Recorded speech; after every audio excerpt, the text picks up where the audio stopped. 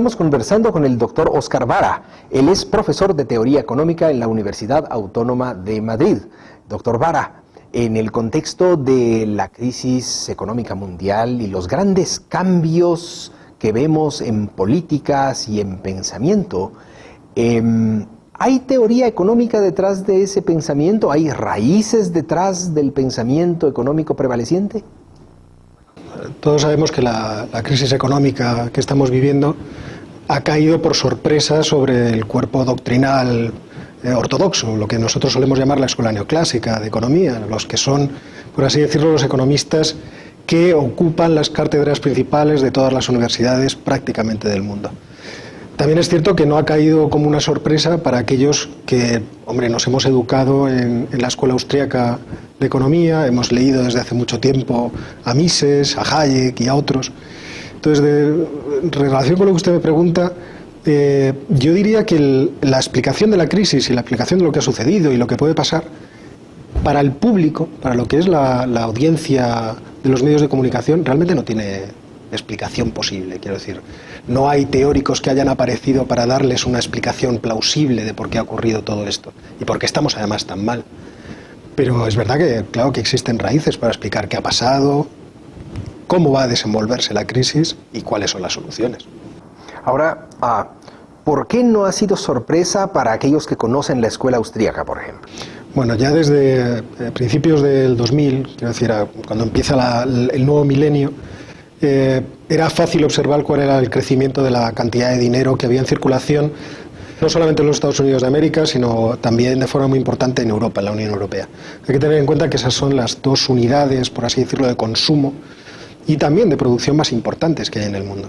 Entonces, en cuanto se empezó a percibir que las cantidades de dinero en circulación aumentaban a tasas mayores del 10%, incluso alcanzaban el 15%, cualquiera podía entender que todo el crecimiento económico que se iba a producir a lo largo de los años por venir iba a estar basado de forma fundamental en deudas a corto plazo. Es decir, en la capacidad que tienen los bancos comerciales de crear dinero artificial, de crear depósitos.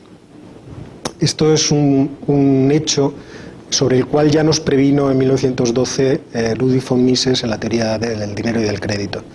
La posibilidad de que los bancos, que operan con un tipo de contrato muy especial, que es el contrato de reserva fraccionaria, que les faculta para recibir depósitos e inmediatamente prestarlos, hace posible que los bancos creen un medio de pago que en realidad es una deuda.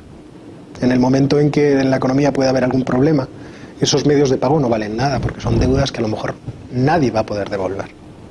Entonces, el crecimiento muy acelerado de la masa monetaria anticipaba que lo que estaba pasando es que el dinero que crecía en la economía era principalmente deudas a corto plazo. Y por lo tanto, existía el peligro muy cierto de que en algún momento las circunstancias económicas no fueran tan buenas y de repente todo ese sistema, todo ese castillo de naipes montado sobre deuda, se cayera sobre los bancos y por lo tanto sobre el público. Pero si los economistas de la escuela austríaca sabían de esto, ¿por qué no lo advirtieron? Lo advertimos. Yo, por ejemplo, desde mi posición muy humilde, pues yo soy obviamente un profesor pequeño en una universidad pública española, pero en fin no especialmente importante y con poco altavoz para hacerme oír.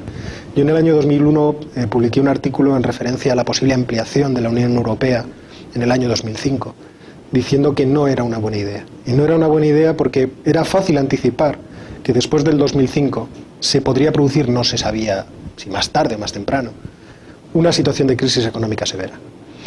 Y ante esas circunstancias, la posibilidad que tenían los países de la Unión Europea de dar fondos, de subvencionar a los países entrantes, iba a verse en graves dificultades.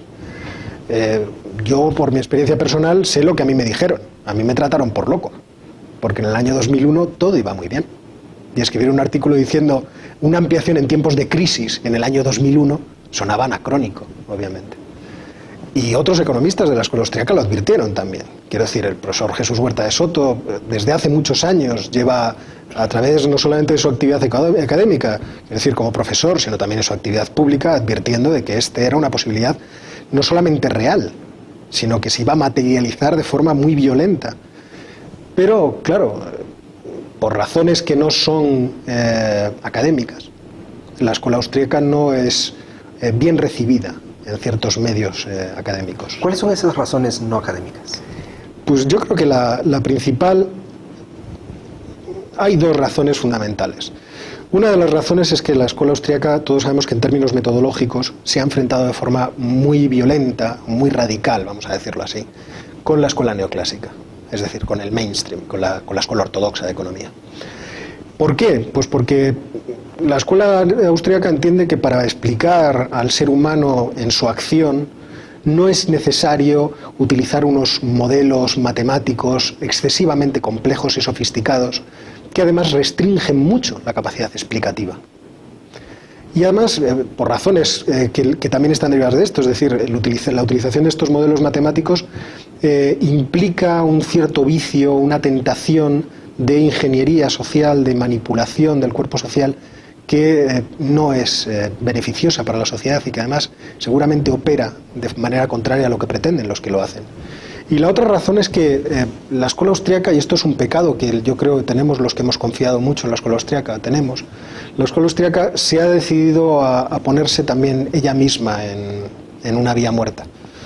Y esto yo creo que es algo sobre lo que deberíamos reflexionar los que disfrutamos mucho de la lectura, por ejemplo, de autores como Hayek. No es posible que nosotros nos hayamos encerrado tanto en nuestra concha y hayamos incluso radicalizado en cuestiones que son absurdas nuestro propio discurso. Yo no creo que esto estuviera en el espíritu inicial, por ejemplo, de autores como von Baber o como Karl Menger. Obviamente eso no es así. Nosotros deberíamos estar en el mundo real, debatiendo los problemas reales, como científicos que somos, y no tratando de hacer políticas, si se me permite esa expresión.